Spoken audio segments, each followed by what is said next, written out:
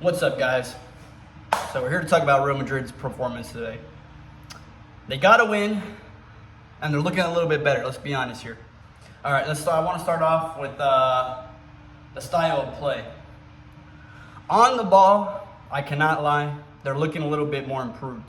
They're looking a little bit more calm. I'm seeing some ideas are being formed in the passage of play, but I still believe they lack creative midfielder to really put them to that next tier when it comes to attacking. The good thing for Real Madrid is Vinny seems to be coming back into form slowly. He scored a good goal today, a good solo goal.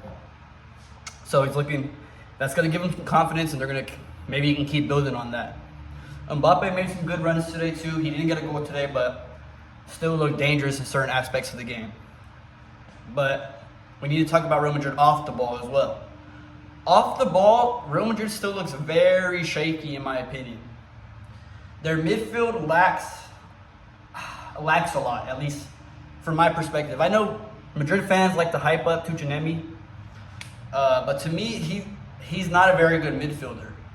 He gets beat easily. He commits a lot of fouls. As well as, for me, Güler isn't a true midfielder.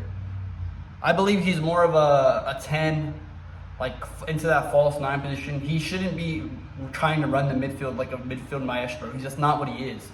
He was able to score a goal today off. It was a tap-in, but it was still a goal, so let's give him credit for it. But I'm not amazed by Real Madrid still. I'm not. To me, their best player so far has been their left back that they signed. Trent had a decent game today, but again, Trent to me is too unreliable defensively. So his passing range and his passes don't really make up for that.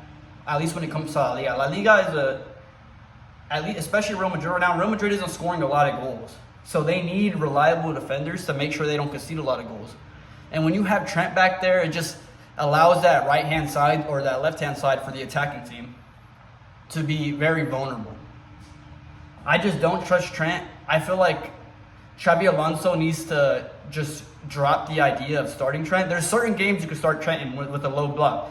Mallorca isn't the type of team to sit in their low block the whole game. And that's why, to me, Trent had some moments today where he was exposed. And I believe Dani Carvajal would have been better. Also, when you talk about Franco, to me, Xabi is putting way too much pressure on Franco. I don't believe Franco should be starting. I think the best version of Real Madrid is what we saw at the Club World Cup, where we had Gonzalo at the striker, we had Kylian Mbappe playing off the left, and then whoever playing off the right wing. Whether that's Rodrigo, Vinny, whoever Real Madrid decides to put there, I believe that gives better options attacking-wise. Because if you watch the Real Madrid games, sorry for being sweaty, guys, I just finished working out. But if you watch the Real Madrid games, there's never anyone central for the crosses to be aimed for. If a lot of the times the center backs have to push to get into the box to try to even win a header when it comes to these crosses, because Mbappe he's not a natural 9. He's not going to win a header. But when you had Gonzalo playing at the Club World Cup, peeling off runs, making defenders pull, it allows Mbappe to make those diagonal runs and look more dangerous. But I'm not a coach, so I am a coach, but for a toddler team, but but not professional, obviously. So that maybe my advice is wrong, but at least for me, I think Real Madrid is more dangerous when Gonzalo is playing the number 9, and you have Kylian Mbappe as the left wing, and whoever you want to put as the right wing. That just allows a lot more creativity for Real Madrid. And on top of that, Franco is just getting too much pressure put on him. Before the first game even started, he was getting treated like that guy. But you see that guy back there? He was getting treated like that guy. The Madristas in the stand were saying, Franco, before he's even touched the ball with the Real Madrid jersey on. That is too much pressure for an 18-year-old. Not everyone could be Lamine Yamal. Not everyone could be Lionel Messi.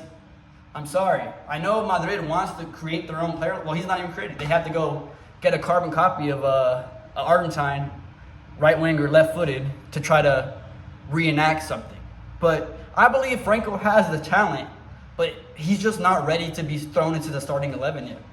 I believe Real Madrid is really stopping themselves from reaching the next level of play with under Xabi Alonso, because I believe Papa Perez is telling Xabi Alonso that he wants him to start Franco, and that he wants Mbappe playing the 9. He doesn't want Gonzalo playing the 9.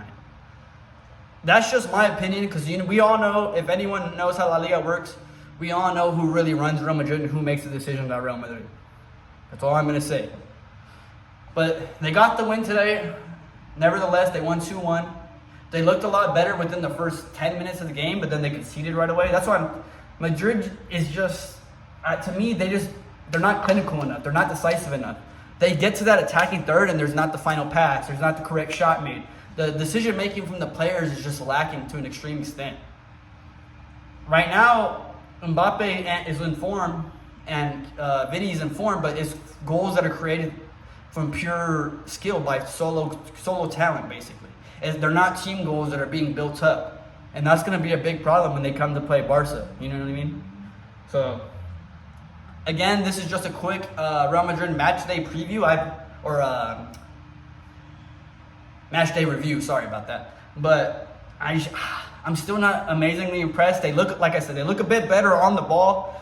But off the ball, I still see a lot of deficiencies that if you come up against Hansi Flick and his style of play, I believe Barca's just gonna make them pay. Obviously, Barca defensively this year has a lot of questions. I'm not gonna act like Barca's perfect, but Real Madrid signed a lot of players, and they still, to me, don't look at that next level.